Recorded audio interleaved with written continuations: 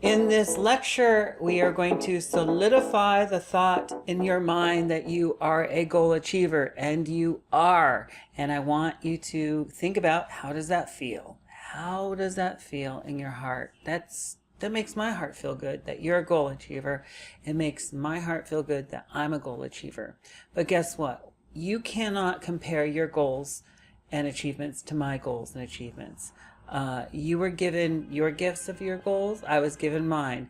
You were given all the tasks that you had to do to achieve your goals, and I was given my tasks as well. And I'll let you know about one of my goals. One of my goals, as I told you before, is I wrote a book. It was called Mafia Hairdresser, and I think that was the biggest goal. Now, I've had more success with other books, but Mafia Hairdresser was a special book to me because not only did it launch a million careers afterwards, it seems like,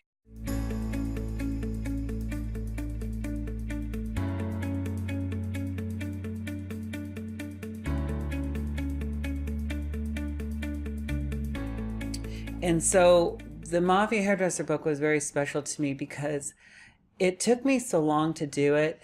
I had to go through each step, and I had my goal of, I want to sell this screenplay, so I'm going to write this book.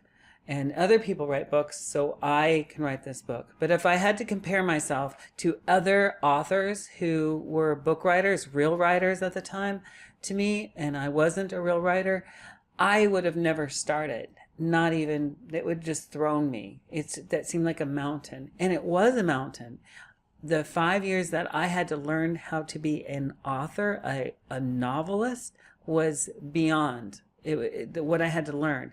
A lot of alone time, a lot of saying, no, I can't go out with you guys. I can't hang out with you because I have to go study this online course. I have to read what it is to be a writer.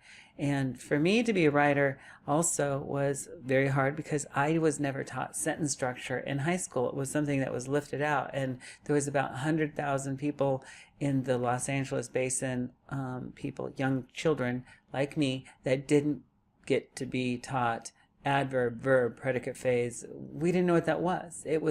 We were in honors English classes, and we kind of scooped around that course or curriculum, and we slipped through the cracks. It wasn't until I read in the Los Angeles Times magazine that this had happened. I go, oh my God, I always thought I was stupid. And so I had to relearn, or learn for the first time, sentence structure. No wonder I failed Spanish, and I'm half Mexican. So it's funny how you learn things. But if I had to compare myself with someone who had learned sentence structure, or someone who had written novels, it would seem so easy to me that was easy for them, and it's so hard for me, I would never start. So you have to only compare yourself to your past goals. Those goals that you wrote down, that's who you're comparing yourself to. Just like yoga or golf. When you golf, you compare your swing to your swing, and it's just a finite move to the left or the right, a pinky move up and down the shaft of the golf club will change your swing. Those things are things that you modify to base your next stroke on.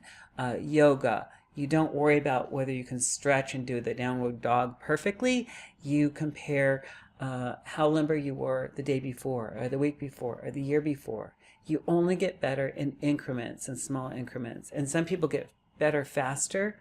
Well, yay for them. That's wonderful. God blessed you with those traits. You're better at it and faster at it than me. I'm a slow learner in everything, so it takes me longer. So I'm only comparing myself to myself, and I want you to only compare yourself to yourself. And the things that you're going to compare your goals to of the future and how you're going to achieve them is those goals of the past. Okay? So I think that's great advice, and I want to know what you think about it in the comment section.